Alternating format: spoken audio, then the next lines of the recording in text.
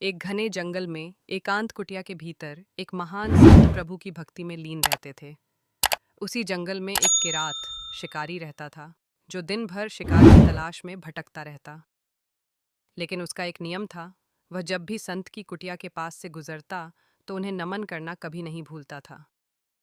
एक दिन कौतूहलवश किरात ने संत से पूछ ही लिया, बाबा, मैं तो वन में मृग हिरण का शिकार करता हूँ, पर आप यहाँ बैठकर किसका शिकार करने की फिराक में हैं? संत की आंखों से अविरल अश्रु बहने लगे। वे रुंधे गले से बोले, बेटा, मैं उस श्री कृष्ण का शिकार करना चाहता हूँ जो चितचोर है। किरात ने भोलेपन से पूछा, अरे बाबा, रोते क्यों हो? मुझे बताओ वो दिखता कैसा है? आप बस हुलिया बता दो, मैं उसे पगडीडी कर आपके चरणों में डाल दूंगा। संत ने अपने इष्ट का मनोहारी वर्णन किया। वो सांवला सलोना है, सिर पर मोर पंख धारण करता है और उसके होठों पर हमेशा बांसुरी सजी रहती है। उसकी आंखें कमल जैसी हैं। किरात ने अपने धनुष को कसते हुए प्रतिज्ञा की, बाबा निश्चिंत रहिए, जब तक आपके उस शिकार को पकड़ीडिहर नहीं लाता, मैं अन्न तो क्या, पानी की एक बूंद भी ग्रहण नहीं करूंगा। किरात जंगल में गया और एक जगह जाल बिछाकर बैठ गया। उसकी आंखों में बस वही सांवला सलोना चेहरा था जिसका वर्णन संत ने किया था।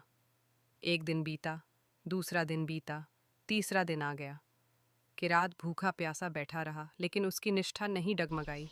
उसकी यह निश्चल भक्ति और दृढ़ विश्वास देखकर करुणानिधान श्री कृष्ण का आसन डोल गया। वे तो भाव के भूखे हैं, भला अपने भक्त को कैसे तड़धा पाते।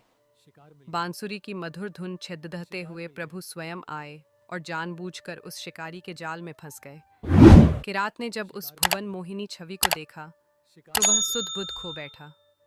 वह एकटक उस अलौकिक सौंदर्य को निहारता रहा और उसकी आंखों से आंसू बहने लगे। अचानक उसे संत का वचन याद आया।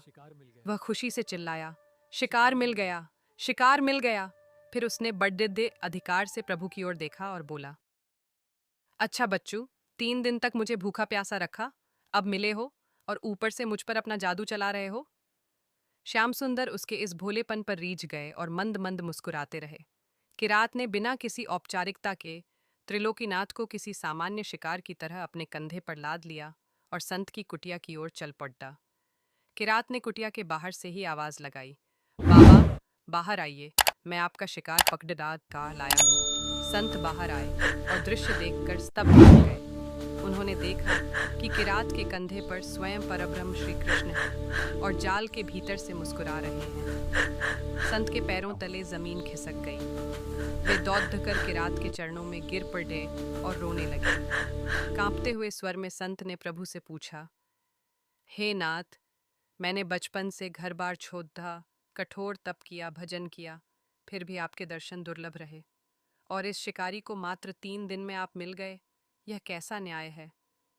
भगवान श्री कृष्ण ने अत्यंत प्रेम से उत्तर दिया, महात्मन, इसने मेरे रूप को नहीं जाना, तुम्हारे वचनों पर इसे अटूट विश्वास था।